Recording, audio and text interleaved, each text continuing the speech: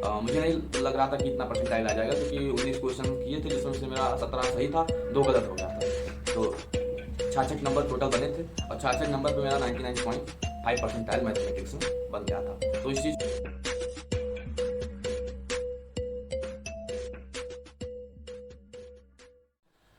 Hello everyone, this is Sunny. तो welcome back to my new video.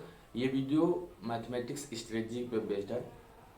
तो यहाँ पर मैं बताने वाला हूँ कि मैंने क्या कंटेंट फॉलो किया, क्या लेक्चर स्ट्रेटजी अपनाई, क्या टेस्ट स्ट्रेटजी अपनाई कि मेरा मैथमेटिक्स में 99.5 परसेंटाइल आया था 2022 में। तो वो सब मैं आपको डिटेल में बताने वाला हूँ। और मैथमेटिक्स में काफ़ी बच्चों को बहुत डर लगता है, तो उस चीज़ को, उस डर को दूर करने का भी तरीका बताऊंगा।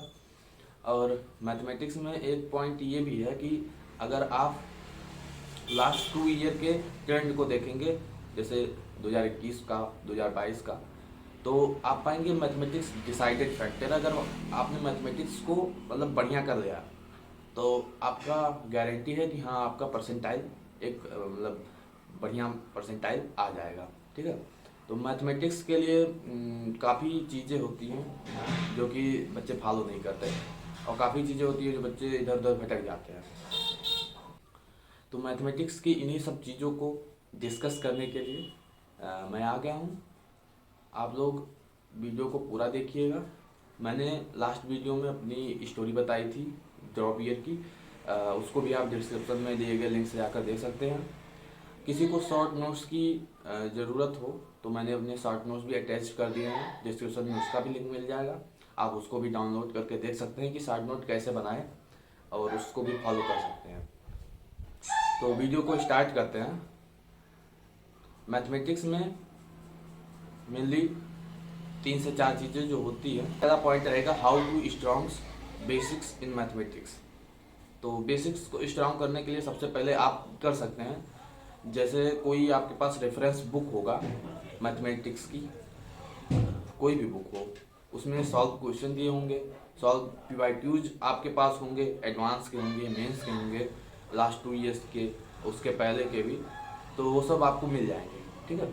आपको क्या करना है, अगर आपका बेसिक्स मैथमेटिक्स बहुत कमज़ोर है, आपको कुछ नहीं समझ में आता, तो मैथमेटिक्स में सबसे पहले आपको खाली सॉल्व क्वेश्चन को पढ़ना है, उसके सोल्यूशन को देखना है, और उसको समझना है कि हाँ, ये क्या पूछ रहा है, कैसे सोल्यूशन को पकड़ रहे हैं, और किस पॉइंट पे ज़्यादा फोकस है।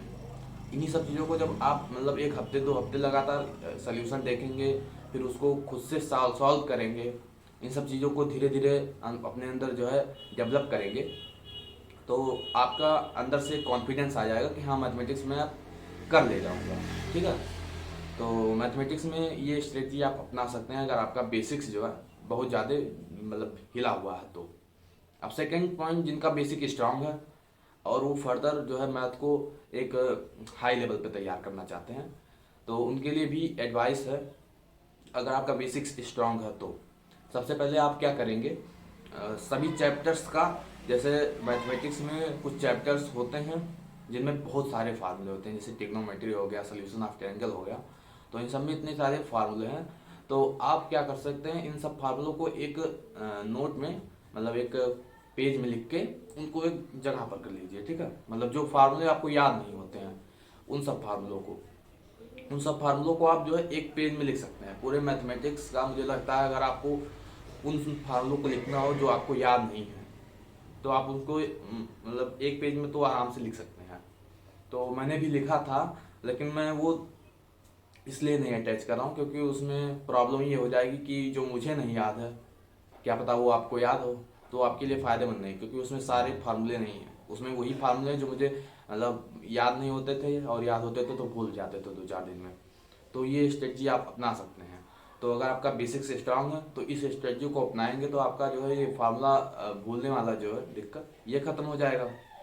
सेकेंडली आपको क्या करना है, आपको फार्मूले याद हो गए हैं, सबसे पहले आपको करना है 21 और 22 के पीवाईक्यूज, जो कि मोस्ट इम्पॉर्टेंट है। अगर आप देखेंगे 20 के, 19 के 18, उन सब के पीवाईक्यूज मैथमेटिक्स के, तो कंपेयर इससे इससे अगर कंपेयर करेंगे 21 22 से तो काफ़ी इजी पाएंगे। और 21-22 के जो PYQs हैं उनको आप कर सकते हैं डेली बेसिस पे, चैप्टर वाइज कर सकते हैं। और मैं रिकमेंड करूँगा कि आप उसको टेस्ट वाइज दीजिए, चैप्टर वाइज करके टेस्ट वाइज आप दे सकते हैं। अगर उसको कहीं से पा जाए तो आप उसको भी दे सकते हैं टेस्ट वाइज, वो स्ट्रेटजी। और 21 और 22 के PYQs को लगभग मतलब 3 से 4 बार या फिर मैक्सिमम 3 बार तो करना ही करना है। मैंने भी जो फॉलो किया था मैथमेटिक्स में, तो मैंने पूरा मैथमेटिक्स राजीव रस्तोगी सर से फॉलो किया था। प्रयास 2.0 वैसे पढ़ा था, और कोटा के एक्सप्रेस से राजीव रस्तोगी सर से पूरा मैथमेटिक्स मैंने फॉलो किया था। तो आप क्या कर सकते हैं कि मैथमेटिक्स में पहले पूरा 100% सिलेबस तो आपको कंप्लीट करना ही है, क्योंकि NTA का अब तो खैर छोड़ो, NTA वाले नहीं बनाएंगे, लेकिन फिर भी मेंस में कोई भरोसा नहीं है कि मतलब किस चैप्टर से कितना क्वेश्चन आ जाए। हम लोग 2021 में थे, शायद जुलाई वाला अटेम्प्ट था हम लोगों का, तो उसमें कि से बायनोमियल थ्योरम से 5 क्वेश्चन आ गए थे, और वैसे बायनोमियल थ्योरम से कभी 1 कभी 2 ऐसे क्वेश्चन आते हैं। तो अगर जो कोई बायनोमियल थ्योरम छोड़ के गया था उसका जो है पेपर वैसे ही खराब हो गया। तो इन सब चीज़ों को पॉइंट में रखना है। अगर आपके पास टाइम, सफिशिएंट टाइम है, आपने 50%, 60%, 40% सिलेबस कंप्लीट कर लिया है मैथमेटिक्स में, तो आप कोशिश कीजिए कि 1-2 महीने में आप पूरा 100% सिलेबस को कंप्लीट कर लीजिए। पहले एक बार जब आपका 100% सिलेबस कंप्लीट हो जाएगा, आपने जो भी क्लास के नोट्स बनाए होंगे तो उसमें कुछ ना कुछ क्वेश्चंस लिखे होंगे, उनको डेली बेसिस पे सॉल्व करना है रिवीजन के लिए, क्योंकि वो क्वेश्चन जो क्लास में सर लोग करवाते हैं वो सबसे ज़्यादा इम्पोर्टेंट होता है। उससे आपका कॉन्सेप्ट जो है स्ट्रांग होगा।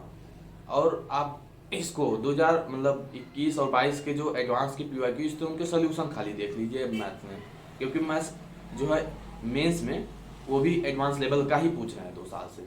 तो अगर मैथ्स में आप एडवांस से अभी से ही एडवांस सोच नहीं रखेंगे तो मैथमेटिक्स में काफ़ी धोखा खा जाएंगे।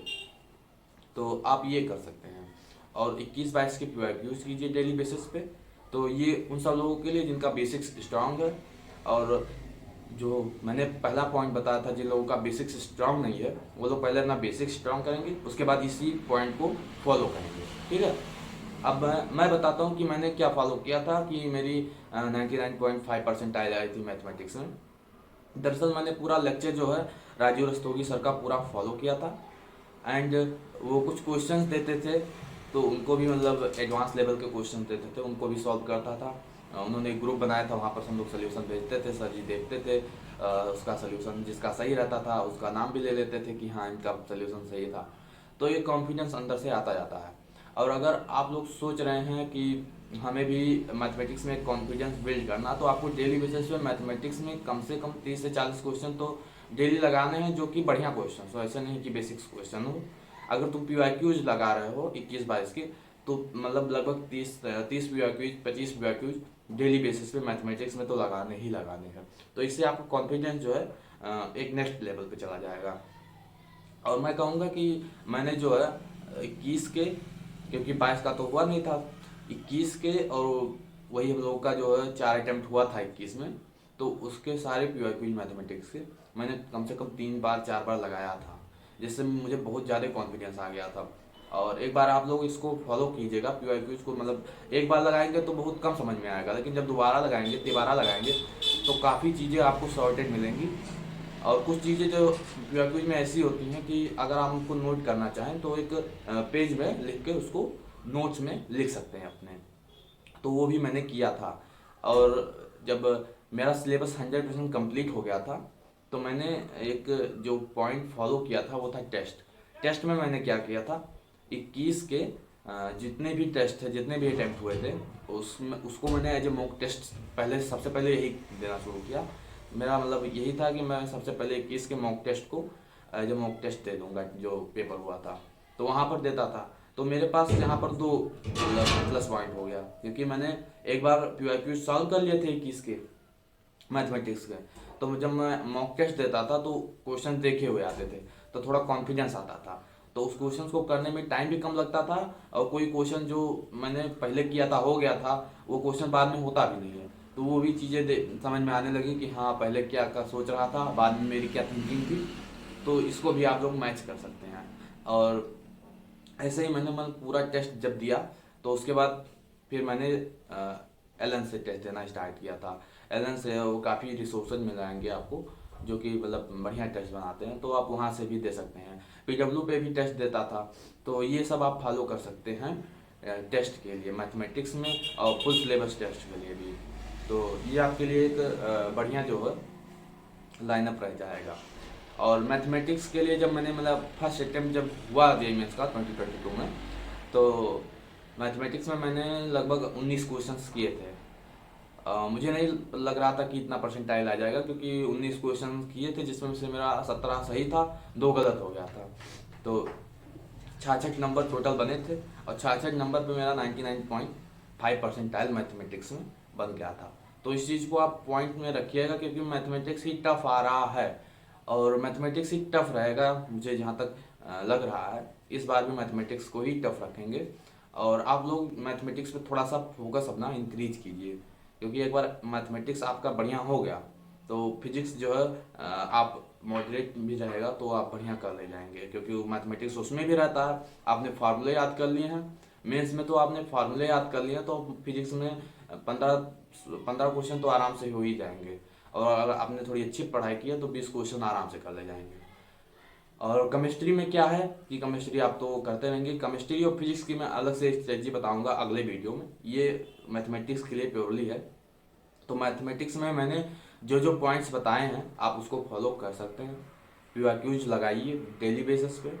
अगर आपके पास कंफ्यूजन ये है कि डीपीपी करें मैथमेटिक्स की, या फिर जिनके पास मॉड्यूल है उन लोगों के पास भी कंफ्यूजन था, तो आप लोग मॉड्यूल को फॉलो कर सकते हैं, डीपीपी स्किप कर सकते हैं मेरी सजेशन से, क्योंकि डीपीपी में मेनली 10 से 15 क्वेश्चंस होते हैं, और अगर आप मॉड्यूल सॉल्व कर रहे हैं तो मैक्सिमम क्वेश्चन जो डीपीपी के होते हैं वो मॉड्यूल से ही देते हैं, तो आपका वो भी मतलब मॉड्यूल भी और डीपीपी भी उसी में कवर हो जाएगा।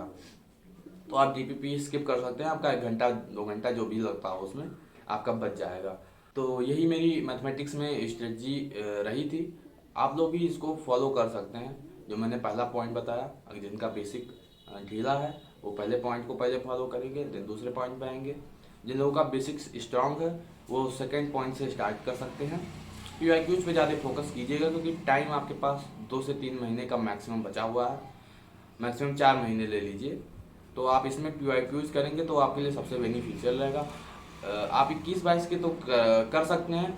अगर आपके पास एक्स्ट्रा टाइम है तो आप लास्ट 10 ईयर्स के, जैसे 2010 से 2020 तक के भी पीवाईक्यूज आप कर सकते हैं, तो वो भी आपके लिए बढ़िया ही रहेगा। सबसे ज़्यादा फोकस पीवाईक्यूज पे ही कीजिएगा। ये मेरा मतलब लास्ट पॉइंट है जिसको आपको माइंड में रखना है, क्योंकि अगर आप पीवाईक्यूज कर लेंगे तो 3 से 4 क्वेश्चन आप पाएंगे, जो कि मैथमेटिक्स में हम खाली बता रहे हैं। तो मैथमेटिक्स में 3 से 4 क्वेश्चन जो होते हैं 21-22 के ट्रेंड से देखा जाएगा तो आपको मैच करते मिलेंगे पीवाईक्यूज से। और आपने पूरा पीवाईक्यूज किया तो 10 से 15 क्वेश्चन आपको ऐसे मिलेंगे कि कॉन्फिडेंस रहेगा कि हाँ इसको मैं कर ले जाऊंगा। भले आपने देखा नहीं रहेगा उस क्वेश्चन को, लेकिन अगर आपने पीवाईक्यू अच्छे से किया है तो आपको एक कॉन्फिडेंस आ जाएगा कि आपको उन क्वेश्चन को करने आ जाएगा। ठीक है, तो आप ये फॉलो कर सकते हैं। और अगर आपको इसमें जानना है एडवांस के लिए मैंने क्या फॉलो किया, तो अभी वो भी मैं अगले वीडियो में बता दूंगा।